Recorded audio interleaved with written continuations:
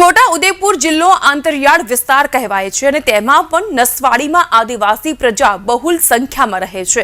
ત્યારે આ વિસ્તાર સાથે ઓરમાયું વર્તન થતું હોવાનું સામે આવ્યું છે। દોઢ દાયકાથી બરોલી વસાહતમાં રસ્તો ન બન્યો હોવાથી વિધાનસભામાં સ્થાનિક ધારાસભ્યએ આ અંગેની રજૂઆત કરી। બીજી તરફ કેટલાક લોકો ડામર ધોવાઈ જતા મેટલને જાતે જ સાફ કરવા માટે મજબૂર બન્યા।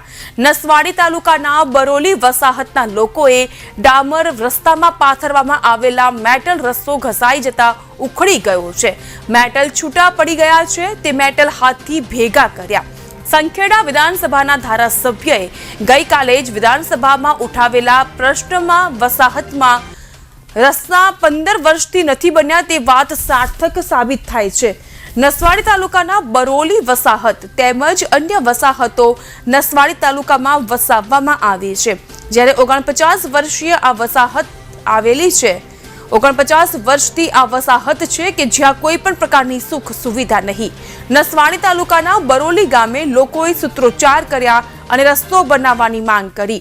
બરોલી વસાહતમાં જે રસ્તો બનેલો છે તેના મેટલ છૂટા પડી ગયા છે। લોકોએ મેટલ હાથમાં પકડીને રસ્તાની સફાઈ કરી।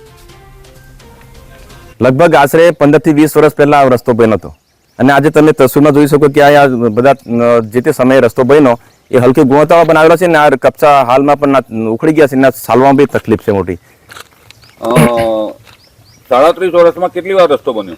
37 વર્ષ પહેલા જે તે સમયે બન્યો એક જ વખત આજ દિન સુધી બન્યો છે, ત્યાર પછી રસ્તો બન્યો નથી ને રિપેર પણ નથી કર્યો અત્યાર સુધીમાં। સરકાર પાસે શું માંગણી? સરકાર પાસે માંગણી એવી કરે કે અમારે આ રસ્તો સારો બનાવી આપે એવી માંગણી કરે છે।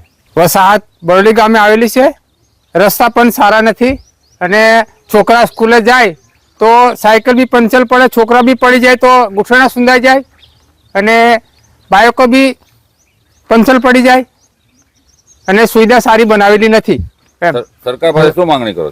સરકાર પાસે અમે શું માંગણી કરી? આ રોડ સારો બનાવી આપે। અમારે આ જવું હોય તો કેનાલમાં બી ઠેઠ રોડ સુધી અમારે રસ્તો નથી બનાવેલો એવું છે। કેટલા વર્ષ પહેલા રસ્તો બન્યો? રસ્તો 15-20 વર્ષ પહેલા બનાવ્યો છે, એક જ વાર બન્યો એમ।